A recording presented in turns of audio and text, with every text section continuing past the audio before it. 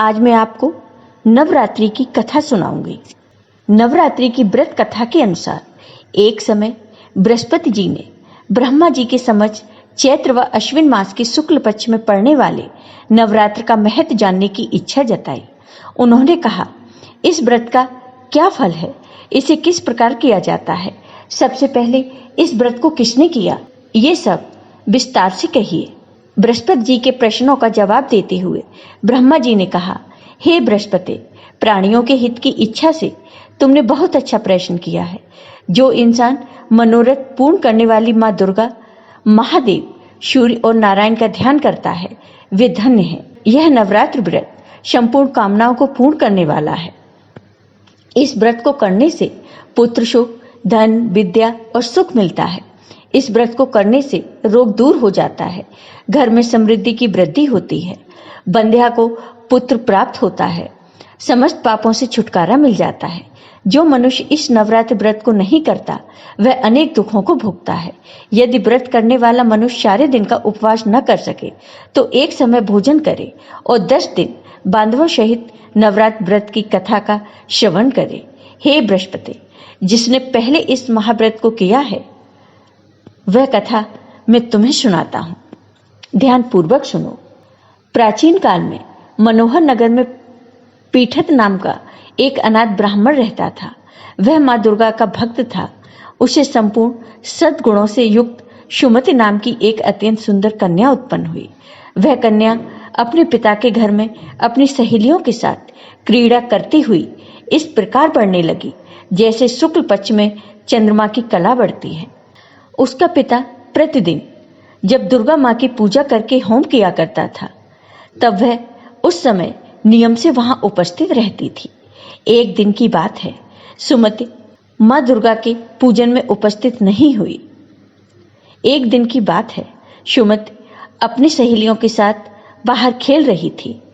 उसे ध्यान ही नहीं रहा माँ दुर्गा की पूजा में जाने का। वह पूजन में उपस्थित नहीं हुई।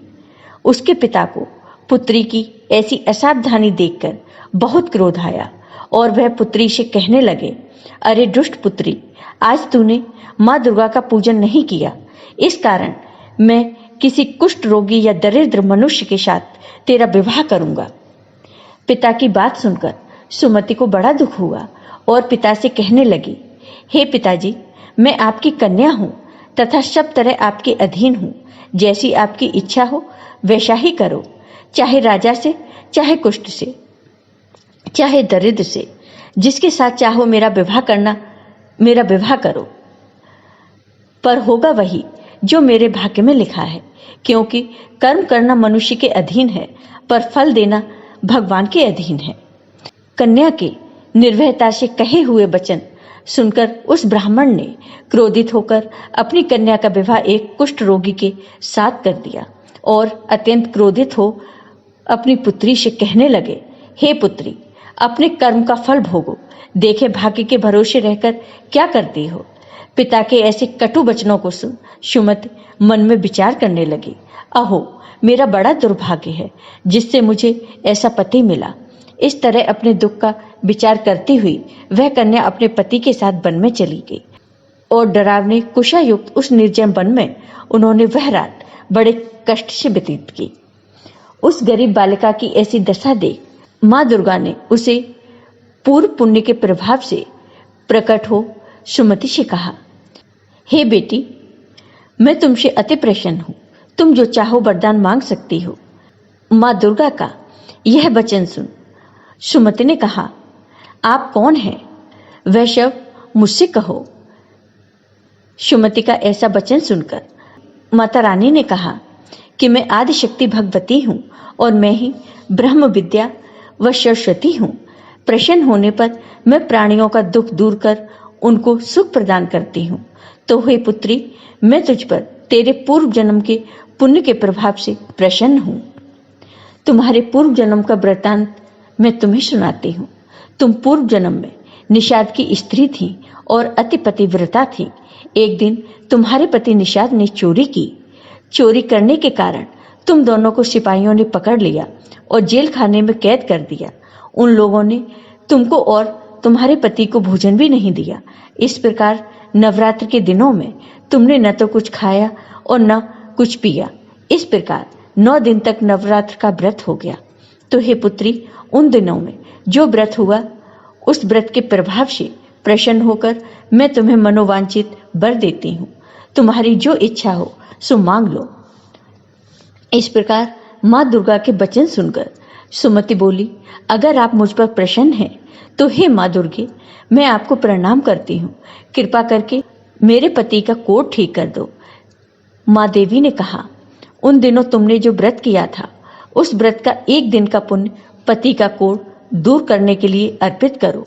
उस पुण्य के प्रभाव से तुम्हारा पति ठीक हो जाएगा।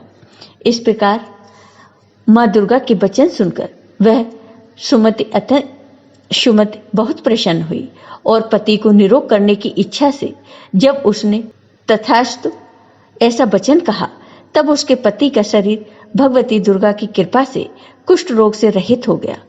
सुमति पति को देख माँ की स्तुति करने लगी।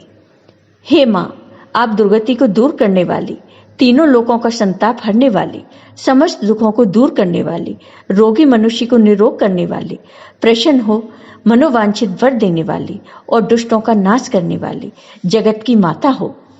हे माँ, मुझ निरपराध अबला को मेरे पिता ने कुष्ठ रोगी मनुष्य के साथ विवाह कर घर से निकाल दिया। पिता से तिरस्कृत निर्जन वन में विचर रही हूँ। आपने मेरा इस विपदा से उद्धार किया है, तो हे माँ, मैं आपको प्रणाम करती हूँ, मेरी रक्षा करो। सुमति की ऐसी स्तुति सुन देवी माँ बहुत प्रसन्न हुई और सुमति से कहा, हे पुत्री, तेरे उदालय नाम का अति बुद्धिमान, धनवान, कीर्तिवान पुत्र शीघ्र उत्पन्न होगा। ऐसा वर देकर माँ ने सुमति से फिर कहा, और जो कुछ तेरी इच्छा है वह मांग ले। सुमति ने कहा, हे भगवती दुर्गे, अगर आप मुझ पर प्रसन्न हैं तो कृपा कर मुझे नवरात्र व्रत की विधि का विस्तार से वर्णन करें। सुमति के वचन सुन माँ दुर्गा ने कहा, हे पुत्री, मैं तुम्हें संपूर्ण पापों को दूर करने वाले नवरात्र व्रत की विधि बतलाती हूँ। चैत्र मास के शुक्ल पक्ष की प्रतिपदा से लेकर 9 दिन तक व्रत करें। यदि दिन भर का व्रत न कर सकें तो एक समय भोजन करें। शुभ मुहूर्त में घट स्थापना करें और वाटिका बनाकर उसको प्रतिदिन जल से सींचें। महाकाली, महालक्ष्मी और महासरस्वती की मूर्तियां स्थापित कर उनकी विधि सहित पूजा करें। बिजौरा के फल से अर्घ देने से रूप की प्राप्ति होती है। जायफल से अर्घ देने पर कीर्ति और दाख से कार्य की सिद्धि होती है। आंवले से सुख की प्राप्ति और केले से अर्घ देने से आभूषणों की प्राप्ति होती है। इस प्रकार पुष्पों व फलों से अर्घ देकर व्रत समाप्त होने पर 9वें दिन विधि विधान हवन करें। खांड, घी, गेहूं, शहद, जौ, तिल, बेल, नारियल, दाख और कदम जैसी विभिन्न सामग्रियों से हवन करें। आंवले से कीर्ति की और केले से पुत्र की, कमल से राज सम्मान की और दाखों से संपदा की प्राप्ति होती है। खांड, घी, नारियल, शहद, जौ और तिल तथा फलों से होम करने से मनोवांछित वस्तु की प्राप्ति होती है। व्रत करने वाला मनुष्य इस विधि विधान से जो होम करने आए हैं उन ब्राह्मण को अत्यंत नम्रता के साथ प्रणाम करें और यज्ञ की सिद्धि के लिए उन्हें दक्षिणा दें। इस प्रकार बताई हुई विधि के अनुसार जो व्यक्ति व्रत करता है उसके सब मनोरथ सिद्ध होते हैं। इसमें तनिक भी संदेह नहीं है। इन 9 दिनों में जो कुछ दान आदि दिया जाता है उसका करोड़ों गुना फल मिलता है। इस नवरात्र व्रत करने से अश्वमेघ यज्ञ का फल मिलता है। तो हे पुत्री, इस संपूर्ण कामनाओं को पूर्ण करने वाले उत्तम व्रत को तीर्थ, मंदिर अथवा घर में विधि के अनुसार करें। तो ब्रह्मा जी बोले, हे बृहस्पति, इस प्रकार ब्राह्मणी को नवरात्रि व्रत विधि बताकर मां अंतर्ध्यान हो गई। अतः जो मनुष्य या स्त्री इस व्रत को भक्ति पूर्वक करता है वह इस लोक में सुख प्राप्त कर अंत में मोक्ष की प्राप्ति करता है। ब्रह्मा जी फिर बृहस्पति जी से कहते हैं कि यह इस दुर्लभ व्रत का महात्म्य है जो मैंने तुम्हें बताया है। ऐसा सुन बृहस्पति जी आनंद से प्रफुल्लित हो गए और कहने लगे, हे परमपिता, आपने मुझ पर अति कृपा की जो मुझे इस व्रत का महत्व सुनाया। ब्रह्मा जी बोले, हे बृहस्पति, यह देवी भगवती संपूर्ण लोगों का पालन करने वाली है। इस महादेवी के प्रभाव को कौन जान सकता है। बोलो देवी भगवती माँ की जय। आपको ये वीडियो पसंद आया हो तो लाइक कीजिए, शेयर कीजिए और मेरे चैनल को सब्सक्राइब कीजिए। साथ ही बेल आइकॉन पर क्लिक जरूर कीजिए, जिससे हमारे वीडियो के नोटिफिकेशन आपको मिलते रहें। धन्यवाद।